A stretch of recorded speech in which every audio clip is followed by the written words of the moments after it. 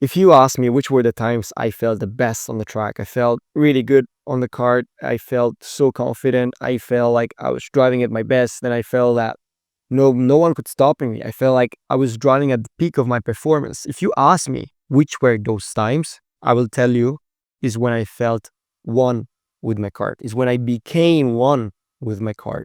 Literally, it's kind of like the kart became an extension of my body. Do you understand what I'm saying? It's like a tennis player when he's playing tennis for so long, always with that same tennis racket, and he's like becoming one with the racket. Like you can't quite tell at some point where the arm ends and the racket begins. It's like going together. It's like subconsciously moving the racket as he wants it to be moved, to hit the ball and send it to the next to the opponent. And I feel karting is the same. Like the days when I felt the fastest and I felt so good, especially in my juniors and seniors years, was when I felt one. I became one, and it almost felt like a glove. You know, everything was fitting me perfectly. Like, you know, when you have the feeling of a glove fitting perfectly, when everything's like okay, and if it's so good that you don't notice that you have it on. You know what I mean? Like if you probably fell asleep and you wake up, you wouldn't realize that you have it on. It's a bit like the equipment you wear, like also the helmet, the shoes, the rip protector. Like rip protector for me is a thing. If the rip protector doesn't feel one with me, like if I notice my rip protector isn't comfortable, it's uncomfortable, and when I go to the corners, is actually hurting me or annoying me, I'm basically getting distracted by that thought, and I'm not able to give my full focus on the driving, on getting the perfect braking point, apex, using the track properly, getting on the track or the throttle at the right time, etc. So your goal is to get your equipment to feel one with yourself. So when we talk about equipment, right, we're literally talking about anything: the helmet, rib protector, the gloves, the shoes, so your race boots, your socks. I'm so picky about my socks. Like I bought so many different, you'd think I'm crazy, but I bought so many different socks brands, and I selected the number one I preferred, and I just used that over and over again. And I bought like dozens of those socks, but just like always gotta get that one because I like the most. It's comfortable, it's not too tight, it's not too loose, it's perfect. And the same for underwear. I'm quite picky about that. Like, I always get my um my underwear like always the same. You get what I'm saying? But like I'll change it. But even though the lucky ones, sometimes I don't change them. Like if I had a really good day on the track, say it was a Friday, a pole position, that I'd keep it the next day. Oh, still be like, and then I would keep it on the Sunday. And most of the days would be good. Sometimes I would keep my underwears for 2 3 days because they felt too good when I was driving in terms of performance. But yeah, that's for another day. I'll make another video about rituals, etc. But yeah, going back, I felt one with my equipment, and my equipment is not just the like the safety gear, but also the cart. Think about it: like a tennis player has, as I said, the rackets. Then the skier, the alpine skier, has the skis and the racks. He has, you know, the boots and everything. You know, a motocross rider has his motorbikes and his gear. A golfer has his golf club, rack, however you call it, and then obviously the archer has his own arrow. Everyone, like any kind of sport, has kind of equipment. Okay, even like the runners, they just run. They don't have any other equipment, but like still their shoes are part of their equipment. Their socks are part of the equipment. The underwear they have when they're doing the sport, they're gonna be so focused on that they don't want to have any distraction from different, you know, from knowing a part of their gear equipment messing up with them. So in racing, karting specific in this case, your cart is part of your equipment. And when you feel one with your cart is when you have the maximum performance. Think about it. I put so much attention into getting my seat position perfect. Like I want my seat size to be spot on. Like I tried so many different seat sizes, and I was like, at the end of the day, pretty much use the same one. Like at Tillet, I use for example, the Man. That works really well for me.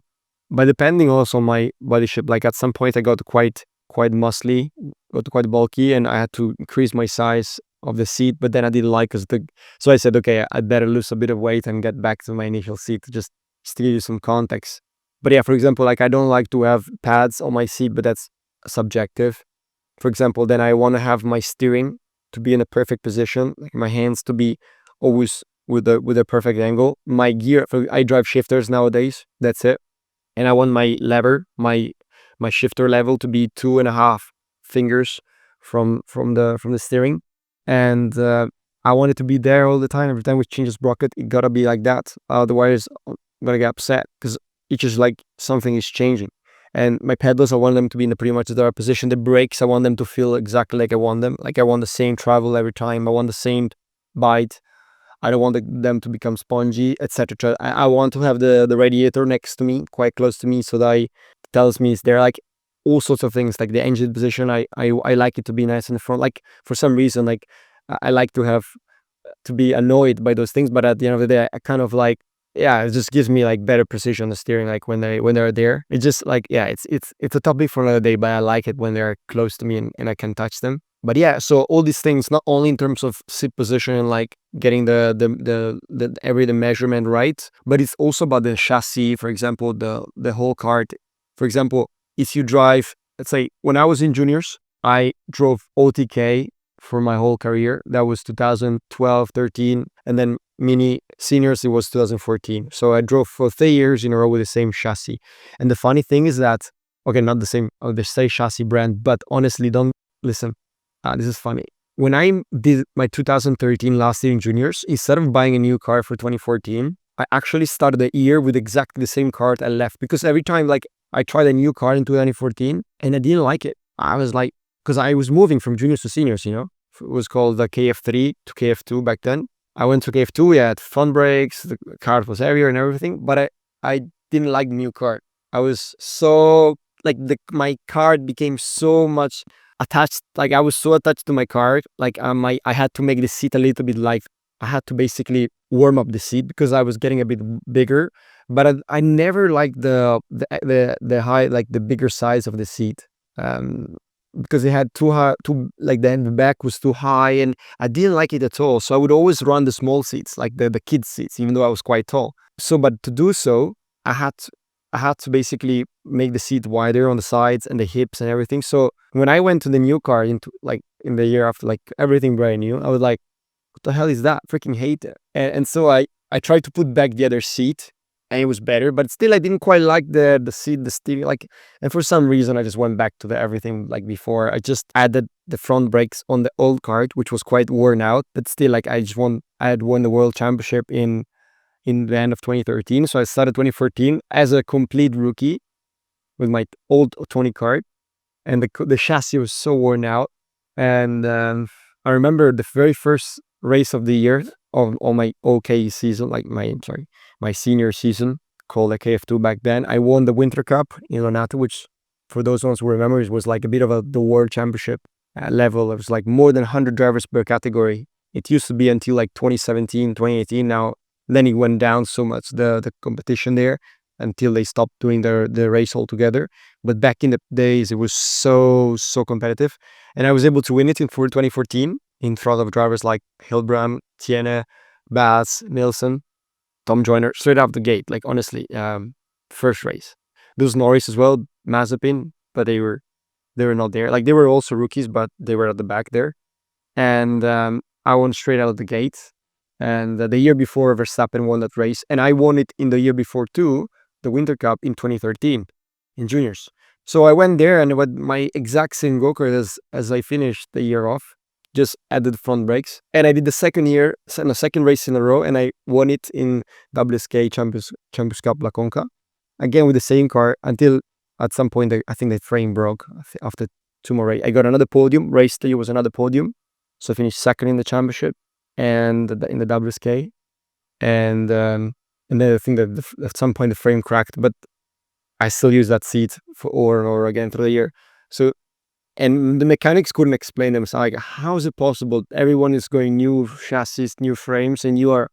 And I was like, guys, for some reason, every time I go back to the older one, like the one I had all the races, all the fights, and everything, it felt like absolutely everything. Because I think sometimes maybe my mechanics didn't do a very good job at mounting everything perfect. Maybe like the seat was a bit further, the pedals were a bit closer, or like the seat wasn't mounted properly.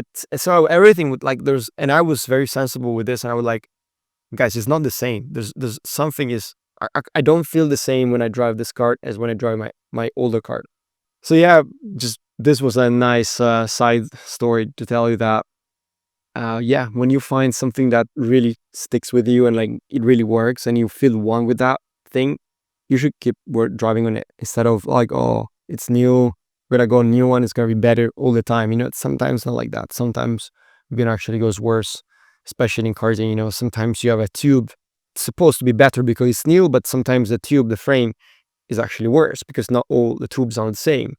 And maybe the tube that you had before was exceptional, like maybe the for some reason but OTK is very consistent, is a very consistent brand, so like all the tubes are pretty similar, so you shouldn't have too much of a difference. But yeah, I drove 3 years in a row with the same brand, OTK, and was very consistent. Like I knew exactly what to do with the kart, with the mechanic once we had a specific issue, sliding or too much grip, etc. And I know now I'm like shifting, like I'm driving KZ with the different brands, and obviously every time I don't have that kind of feeling of one as I had in the past because I obviously don't have time to drive full time as the other KZ drivers do, the shifters. And when I race is like every once a couple of weeks, and I haven't got the chance to build up the experience, the knowledge around that specific kart that I'm running on, and yeah, so every time I have to make a change, I'm not as confident as when I was driving back in the days with my car full time because with my OTK, because I knew whatever I did was going to be like there was going to be a response from the car exactly as I wanted it. So this is just to say that when you feel one and everything is like you get in that flow state, you get like you feel that the time you feel like the time is you don't feel the time. You don't have the perception of time when you're in that state. And you probably have noticed it. Like you drive, and at some point you realize there's a checker flag, and you're like, "Oh, what the hell is already the checker flag?" Haven't you noticed that? Or like, and there maybe be like 15-minute session. You'll be like, "Oh, already?" And then you check your dash at the end of the session, like, "Oh, I did 15 laps. I thought I did 5." So in those laps, you were so focused that you were not thinking at anything else rather than doing the best corner, like nailing that corner, the next one, the next one, the next one. And that's normally when you feel at your peak. And when you have that flow state, when you basically lose track of time, is when you experience a sort of autopilot. You drive like on autopilot, like you know what you have to do, but it's like you do it subconsciously rather than consciously. You know what I mean? It's difficult for people who haven't been in this state. It's difficult to bring a point home. It's like you're doing something and you feel like you're doing it so well, and the car doing responding so well, and you're catching the guys in front, you're passing them, you're moving up. Even if it's just a practice session, you feel like the adrenaline, everything, like the adrenaline and all the focus you have is basically avoid like not making you feel tired and stuff like that. Like the fatigue is non-existent. Maybe you are tired at the end of the session. Maybe you, I don't know, like you have a broken rib or something. You're just driving over it or stuff like that. And but because you are so much into that state, you're so focused on everything, you will not notice it and you'll do the best performance. For example, I'll give you a story. Before I started using Tillet rib protectors. Now I'm a big fan of their rib protectors and their seats, but this is not a sponsored video about them. And but I just generally am a big fan of what Steve Tillett has done over the years. For example, when I was in juniors, my first year, and I was driving La Conca, for those ones who know the track, it used to be like 5-10 centimeters of rubber layered down, like a big crest of rubber. And there was so much grip. And I remember one summer I went there preparing for the WSK years race, because I was like P2 or P3 in the championship. I can't remember very well, P4 or something like that. I was decently positioned. But I remember that I went there like 3-4 days in a row driving on a very grippy condition, and I was doing so many laps in a day. It was just, and in that track you had to hit the chicane, the famous Senna chicane in the last sector, even though now they've kind of removed it, which is a bit sad. But you had to jump like 4 wheels over that chicane, which you may see some famous images online, or even Verstappen or many other drivers like flying 4 wheels over that. And when you hit it back, obviously you have a bit of a hit. And when you're like beginning of the day, you don't feel it. But after doing so much, you start having like a micro traumas on the grips. And that, okay, long story short, I had a rib problem. I had a small fracture. And still, despite that, because I had to do the race, like at the end of the testing, I basically had a small fracture and I felt so down. I was like, wow, I should have done less testing, but still couldn't go back in the time. And then next week, there was the upcoming week, there was the race. There was a big one. And I remember I was like feeling so painful. I had to get injections. I had to get so many painkillers. I'm not suggesting you to do the same, but I was like, oh, I need to get this result home. And long story short, I was able to drive with so much pain. But when I was getting into the race was going out, like the flag was out, the green lights were out, I would be able to forget about the pain and drive those 12, 15 laps at the best of my abilities. And like I would feel one with the cart, and I was like, oh, where is the pain going? Like, but I wouldn't forget about the pain. But hey, listen, as soon as I crossed the finish line and I received the checker flag, any session, I would go like so slow in the in lap because my adrenaline would drop and basically my focus would drop. I would feel back the pain.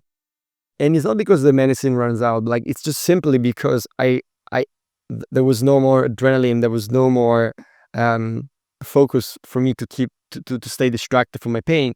And so this shows you the power of your mind. Like it's unbelievable.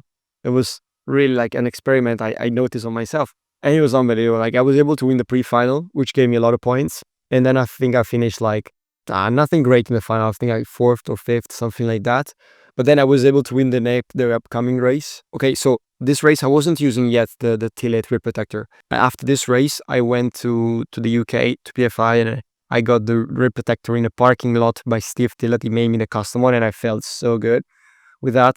After that, I never had any rib protector, like rib problems. And now I recently got the other one.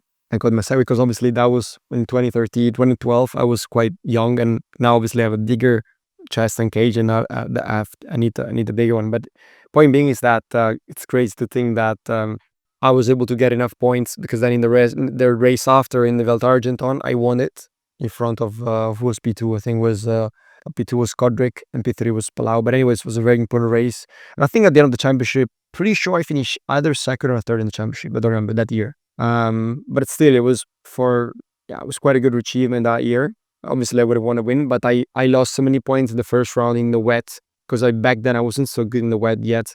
And I think I didn't even go in the final in the first round. So I finished either second or third in the championship, but I didn't even get to the final in the first round. So it was a 4 rounds. It means the last 3 rounds were actually pretty good. Yeah, this is just to say that it's so important to become one with the kart. And not everyone will have the privilege to become one with the kart. And you definitely need a lot of track time for that.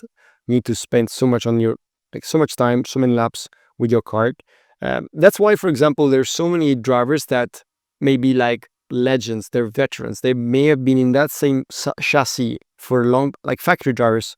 They may have been, let's say, for CRG for all the years, and then they swap to another team, maybe like, I don't know, OTK or BL or whatever, and all of a sudden they are so much slower. And not because the chassis is worse. Maybe the chassis is different, but it could still be having good potential. But because you kind of lose that intimacy, you lose that connection that you had on the previous chassis. So you see some drivers that have been winning world championships going to other teams, and they're like, it's different. Like the chassis is different. Like, and I need time to adapt. It may take them 1 year, 2 years, sometimes more, or sometimes they may never get back the intimacy, the connection they had on the previous kart. And that's why they may never shine back, but not because they became worse drivers. I mean, sometimes it could be, but like most of the cases, because they haven't found that connection. They haven't found that situation where they became one with the kart. They may be like driving the kart. The car may be driving them, whereas they're like compared to them driving the car. You know what I mean? It's like, it's in subtle nuance. And at the end of the day, if you're going for world championships, European championships, 1/10 makes a massive difference. Makes a difference between winning and finishing 10th or so in terms of pace. And if you don't have that 1/10 pace given from that feeling of being one, okay, one single block, you and your car, like being really connected, then you will not win. And as I said, going back to my initial statement, the days that I felt the most comfortable, the fastest, and most unstoppable on the kart were the days when I felt one with my kart. Yeah, those days and those moments are the ones you are looking to replicate. It's not is hard, it's rare, but that's their North Star that you should be aiming for. And you'll see that with more track time, with more discipline tested, you will be able to hopefully get to that point too. And let me know in the comments if you have ever achieved this state, and whether you felt one with the go-kart and everything felt so good and you were like going so fast and just like getting good results, ideally win. If you have a different opinion to that, I'll be happy to continue the conversations. So I'll see you guys in the next one.